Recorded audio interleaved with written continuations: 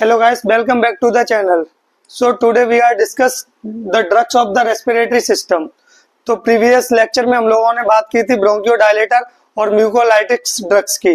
तो आज के लेक्चर में हम लोग बात करेंगे सबसे पहले डिकंजेस्टेंट की, फिर एक्सपेक्टोरेंट की, उसके बाद करेंगे एंटीट्यूसिव ड्रग्स और लास्ट में बात करेंगे एंटीस्टेमिनिक ड्रग्स की। तो स्टार्ट कर रहे हैं। सबसे पहले डिकंजेस्टेंट ड्रग्स थे। तो डिकंजेस्टेंट ड्रग कौन से होते हैं? डिकंजेस्टेंट ड्रग वो ड्रग होते हैं जो हमें नेजल कंजेशन में रिलीफ प्रोवाइड करते हैं। मतलब कॉमन कोल्ड हो गया, साइनसाइटिस हो गया, राइनाइटिस की कंडीशन अराइज हो गई, तो उस कंडीशन में जो नेजल कंजेशन होता है, नेजल कंजेशन को रिलीफ करने के लिए हम लोग डिकंजेस्टेंट का यूज करते हैं। तो decongestant relief from the nasal congestion, nasal congestion में रिलीफ प्रोवाइड करते हैं बाय प्रमोटिंग ड्रेनेज। जब नेजल कंजेशन हो जाता है उस कंडीशन में जो डिकंजेस्टेंट ड्रग होते हैं वो जो ड्रेनेज, नेजल कंजेशन के टाइम पे ये ड्रेनेज को बढ़ा देते हैं। कैसे बढ़ाते हैं? मतलब जो उसका म्यूकस का ओवर प्रोडक्शन हो रहा रेस्पिरेटरी सिस्टम के अंदर म्यूकस का ओवर प्रोडक्शन होता है, उसको सप्रेस कर देते। They decrease over production of the secretion by causing vasoconstriction in the nasal mucosa. जो नेजल म्यूकोसा होता है उसके अंदर वैसोकॉन्स्ट्रिक्शन करा देते। जब वैसोकॉन्स्ट्रिक्शन हो जाएगा तो जो म्यूकस का प्रोडक्शन होगा वो डिक्रीज होगा। तो उस कंडीशन में म्यूकस का प्रोडक्शन डिक्रीज हो जाता है तो नेजल से रिलीफ मिलता है। अब बात करें, ये मेनली ये 3 टाइप के होते हैं डिकंजेस्टेंट। एक तो टॉपिकल डिकंजेस्टेंट होते हैं, ओरल डिकंजेस्टेंट होते हैं और टॉपिकल स्टेरॉइड डिकंजेस्टेंट होते हैं। तो सबसे पहले बात कर रहे हैं टॉपिकल डिकंजेस्टेंट की। तो जो टॉपिकल डिकंजेस्टेंट होते हैं वो सिंपैथोमिमेटिक होते हैं, जो अपना सिंपैथिक सिस्टम होता है उसकी तरह वर्क करते हैं। Topical decongestant are sympathomimetics. अब सिंपैथोमिमेटिक मतलब सिंपैथेटिक नर्वस सिस्टम की तरह ये एक्ट करते हैं, उसकी तरह वर्क करते हैं। जब भी सिंपैथेटिक नर्वस सिस्टम एक्टिवेट होता है उस कंडीशन में क्या होता है, जो अपनी रेस्पिरेटरी रेट है वो बढ़ जाती है और जो ब्रोंकाई होती है उनका डायमीटर शॉर्ट हो जाता है, वो भी डायलेट हो जाता है सिंपैथोमिमेटिक कंडीशन में, और जो ड्रेनेज होता है वो भी बढ़ जाता है। कोई भी मतलब कंडीशन आए, जैसे कॉमन कोल्ड हो गया, राइनाइटिस हो गया, साइनाइटिस हो गया, उस कंडीशन में जैसे नेजल कॉन्स्ट्रिक्शन हो गया और नेजल कॉन्स्ट्रक्शन की कंडीशन में ये सिस्टम एक्टिवेट होगा। तो ये एक्टिवेट होगा सिंपैथेटिक नर्वस सिस्टम, तो इन सब नेजल कंजेशन में रिलीफ प्रोवाइड करेगा। उसी की तरह से ये जो टॉपिकल डिकंजेस्टेंट है बिल्कुल उसी की तरह वर्क करते हैं। और जो ये टॉपिकल डिकंजेस्टेंट होते हैं वो नेजल ड्रॉप्स की फॉर्म में प्रेजेंट होते हैं और नेजल स्प्रे की फॉर्म में प्रेजेंट होते हैं।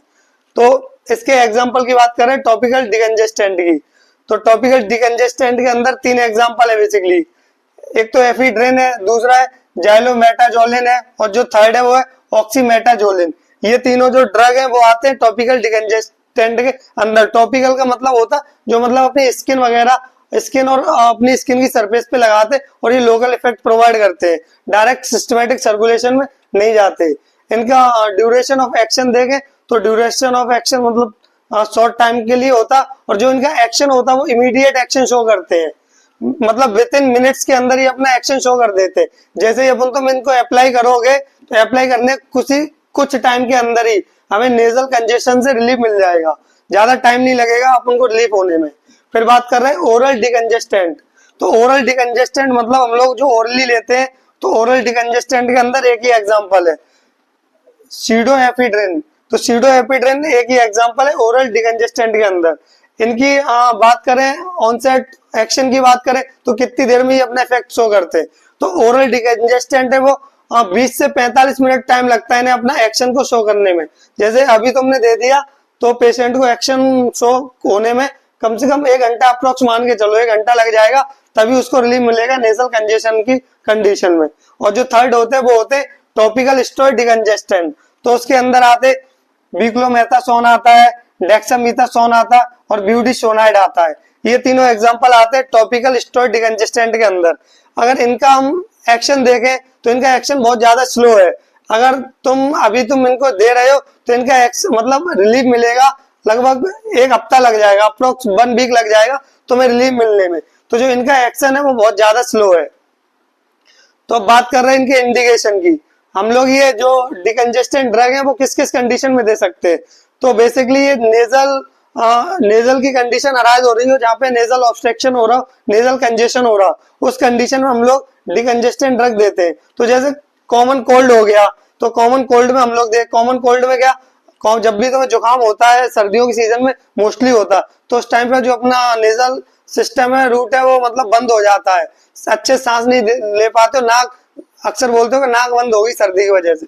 तो कॉमन कोल्ड में हम लोग दे सकते हैं साइनाइटिस की कंडीशन हो जाए उसमें दे सकते हैं, राइनाइटिस की कंडीशन अराइज हो जाए उसमें दे सकते हैं, या फिर otitis media. Otitis media year की एक कंडीशन है, उसके अंदर सीवियर पेन होता है, तो उस कंडीशन में भी देते हैं। ओटाइटिस मीडिया के अंदर पेन में रिलीफ कराते हैं ये ड्रग डिकंजेस्टेंट। अब बात कर रहे हैं एक्सपेक्टोरेंट की। तो एक्सपेक्टोरेंट क्या होते हैं? Expectorant are also called mucokinetics. Expectorant को हम लोग म्यूकोकाइनेटिक्स भी बोलते हैं। अब म्यूको का मतलब होता है म्यूकस और काइनेटिक का मतलब होता है मूवमेंट। अब जो म्यूकस या फिर स्पूटम, जो बलगम प्रोड्यूस हो रहा, तुम्हें कोई भी कंडीशन हो गई है, सर्दी वगैरह हो गई, उस कंडीशन में बलगम का प्रोडक्शन हो रहा बॉडी के अंदर, स्पूटम भर रहा, तो स्पूटम को बॉडी से बाहर निकालने का काम है, वो करेंगे एक्सपेक्टोरेंट। अब म्यूकस और जो काइनेटिक का मतलब मूवमेंट, तो जो म्यूकस प्रोड्यूस हो रहा अपनी बॉडी के अंदर, उसको बॉडी से बाहर निकालने का काम करेंगे ये। और जो ये ड्रग होते हैं वो विस्कोसिटी को भी डिक्रीज करते हैं। अब विस्कोसिटी डिक्रीज होगी तो इजीली मतलब फ्लो कर लेगा। अगर ज्यादा विस्कस होगा, अब स्पूटम के अंदर विस्कोसिटी बहुत ज्यादा है, डेंसिटी ज्यादा है, तो उस कंडीशन में इसका मूवमेंट नहीं होगा। तो जो ये एक्सपेक्टोरेंट ड्रग है वो विस्कोसिटी को भी डिक्रीज करते हैं। जो भी सिक्रीशन होता, स्पूटम होता, बलगम होता, उसकी विस्कोसिटी को ये लोग डिक्रीज करते हैं। जब विस्कोसिटी डिक्रीज होगी तो उस कंडीशन में इजीली मतलब फ्लो कर पाएगा, इजीली फ्लो कर पाएगा, तो बॉडी से बाहर इजीली निकल पाएगा। तो बात कर रहे हैं इसके एग्जाम्पल की। तो इसके अंदर सबसे पहले आते हैं ब्रोंकियल सिक्रीशन एनहेंसर। तो ब्रोंकियल सिक्रीशन एनहेंसर के अंदर आते गुआफेंसिन आता है, ठीक है ना। दूसरा आता है सोडियम सिट्रेट, पोटेशियम सिट्रेट और बसाका। ये 4 एग्जांपल हैं जो आते हैं ब्रोंकियल सिक्रीशन एनहेंसर। तो सबसे पहले गुआफेंसिन है, सोडियम सिट्रेट है, पोटेशियम सिट्रेट है और बसाका है। Next mucolytics. म्यूकोलाइटिक्स पहले भी लास्ट लेक्चर में तुमने पढ़ा था। म्यूकोलाइटिक्स वो ड्रग होते हैं जो स्पूटम के अंदर बॉन्डिंग को ब्रेक करते हैं, जो नेटवर्क होता स्पूटम के अंदर उसको ब्रेक करते, स्पूटम के अंदर प्रेजेंट होता डाइसल्फाइड बॉन्ड। तो ये जो म्यूकोलाइटिक्स ड्रग है ये डाइसल्फाइड बॉन्ड को ब्रेक करते हैं और ये हेल्प करते हैं म्यूकस को बॉडी से बाहर निकलने में। तो म्यूकोलाइटिक्स है वो तो जो उसका नेटवर्क है आपस में जो कनेक्ट है म्यूकस के स्पूटम म्यूकस डाइसल्फाइड बॉन्ड से, उसको ब्रेक करेंगे। जब वो ब्रेक हो जाएगा तो उसके बाद एक्सपेक्टोरेंट है, एक्सपेक्टोरेंट उसको बाहर निकालने का काम करेंगे। तो म्यूकोलाइटिक्स के अंदर एग्जांपल की बात करें तो एसिड, सबसे पहले एम्ब्रोक्सोल आता है, ब्रोमोहेक्सिन आता है, एसिटाइल सिस्टीन आता है और कार्बोसिस्टीन आता है, जो लास्ट लेक्चर में तुम लोगों ने पढ़ा भी था। अब बात करें इंडिकेशन की, तो एक्सपेक्टोरेंट ड्रग है वो कौन कौन सी कंडीशन में हम लोग दे सकते हैं। तो जहाँ पे जिस कंडीशन में जैसे निमोनिया वगैरह हो गया, उस कंडीशन में बहुत ज्यादा कफ का प्रोडक्शन हो रहा, तो कफ को ट्रीट करने के लिए और कफ को बॉडी से बाहर निकालने के लिए हम लोग दे सकते हैं ये एक्सपेक्टोरेंट ड्रग। तो कोई भी रेस्पिरेटरी कंडीशन हो, उस कंडीशन में अगर कफ का प्रोडक्शन बहुत ज्यादा हो रहा बलगम का और स्पूटम का, तो उस कंडीशन में हम लोग देते हैं और हेल्प करते हैं ये लोग स्पूटम को बॉडी से बाहर निकालने में। अब बात कर रहे हैं इसके एडवर्स इफेक्ट की। तो एक्सपेक्टोरेंट ड्रग से एडवर्स इफेक्ट क्या क्या हो सकते हैं।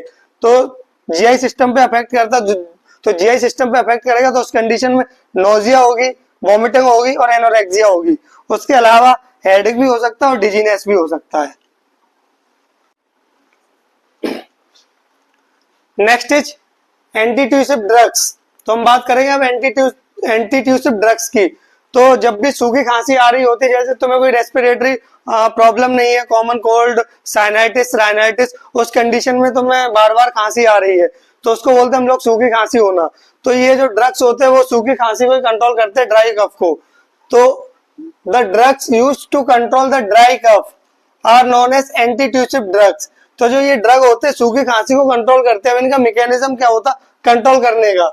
तो ये ड्रग होते हैं डायरेक्टली एक्ट करते हैं जो कफिंग सेंटर होता, कफिंग सेंटर जो प्रेजेंट होता है वो हमारा प्रेजेंट होता है मेडुला ऑब्लंगेटा के अंदर, जो ब्रेन का पार्ट है। उस कफिंग सेंटर को ये लोग सप्रेस करते जाके, जब कफिंग सेंटर सप्रेस होता तो जो ड्राई कफिंग है, सूखी खांसी है, वो भी कम हो जाती है। तो इनका देने का मेन एम क्या होता है एंटीट्यूसिव ड्रग्स का। एंटीट्यूसिव ड्रग्स का जो मेन एम होता है वो यही होता है कि जो ड्राई कफिंग है, जो बार बार खांसी आ रही है, सूखी खांसी आ रही है, उसको प्रिवेंट करना और उसको कंट्रोल करना। नेक्स्ट बात करें हम लोग क्लासिफिकेशन ऑफ एंटीट्यूसिव ड्रग्स की। तो जो क्लासिफिकेशन की बात करें तो ये 2 पार्ट्स में डिवाइडेड है। एक तो ओपियोइड्स, दूसरा है वो है नॉन ओपियोइड्स। तो ओपियोइड की बात करें तो इसमें आता है कोडीन आता है, फॉल कोडीन आता है और इथाइल मॉर्फिन आता है। ये तीनों आते हैं कोडीन के अंदर। वो ओपियोइड्स के अंदर ये तीनों आते हैं, कोडीन, फॉल कोडीन और इथाइल मॉर्फिन। और नॉन ओपियोइड की बात करें तो उसके अंदर आते हैं नोस्कैपाइन और डेक्स्ट्रोमिथार्पोन। तो ये दोनों डेक्स्ट्रोमिथार्पोन और नोस्कैपाइन ये दोनों आते हैं नॉन ओपियोइड के अंदर। ठीक है ना। अब बात करेंगे सबसे पहले हम लोग ओपियोइड ड्रग्स की। तो ओपियोइड के अंदर बात कर रहे हैं कोडीन की। तो कोडीन का दूसरा नाम होता है, उसको हम लोग बोलते हैं मिथाइल मॉर्फिन। कोडीन को हम लोग मिथाइल मॉर्फिन भी बोलते हैं। तो जो कोडीन है वो स्टैंडर्ड एंटीट्यूसिव ड्रग है, मतलब सबसे ज्यादा ड्राई कफ की कंडीशन में हम लोग कोडीन को यूज करते हैं। और जितने भी ड्रग है उन सब में से प्रेफरेंस देते हैं वो कोडीन को ही देते हैं। कोडीन जाती है डायरेक्ट सप्रेस करती है कफिंग सेंटर को, और जिसका ड्यूरेशन ऑफ एक्शन होता वो अप्रोक्स होता है 6 घंटे, मतलब 6 आवर तक इसका एक्शन रहता है। More selective for the coughing centre. मतलब मोर सिलेक्टिव का मीनिंग क्या है यहाँ पे, कि जितने भी अदर ड्रग है उन सब में से सबसे ज्यादा प्रेफरेंस हम लोग कोडीन को देते हैं। इसका जो मैकेनिज्म ऑफ एक्शन है वो सबसे बेटर है, इसकी जो एफिशिएंसी है वो भी अच्छी है।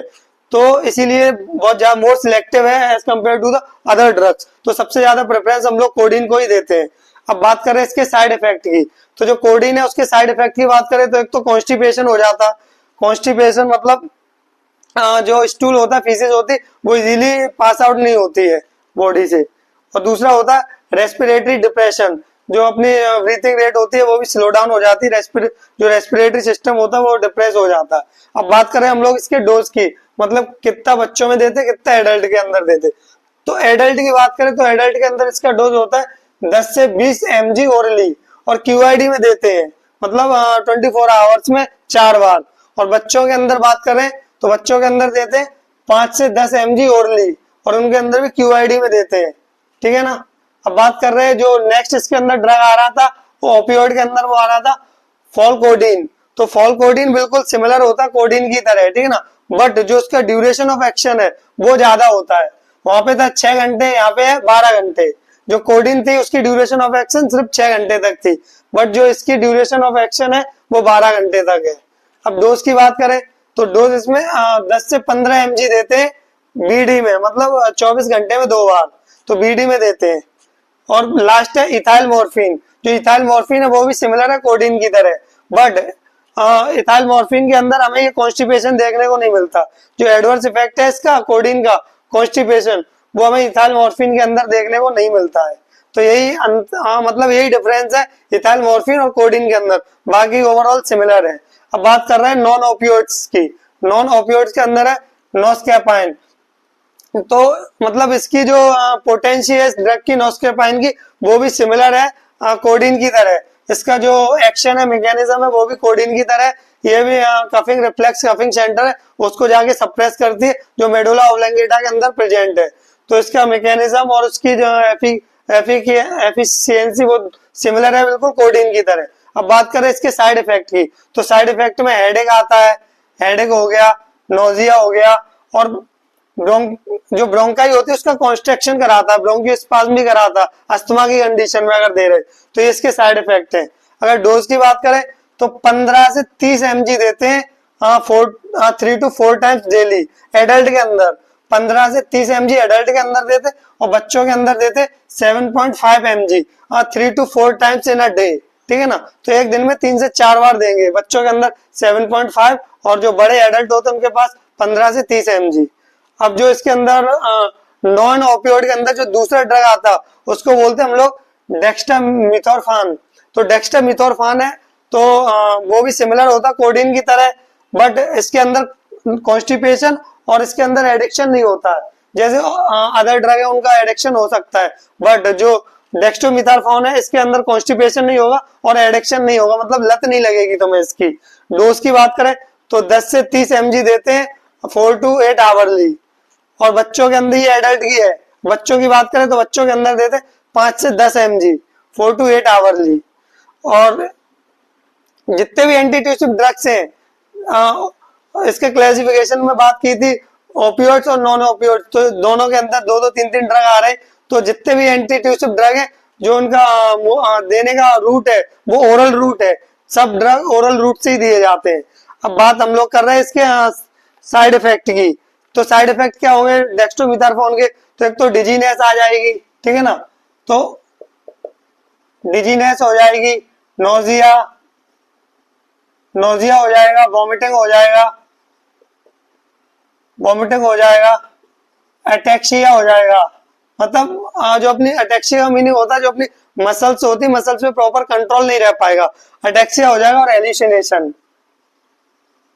एल्यूसिनेशन ये इसके साइड इफेक्ट है।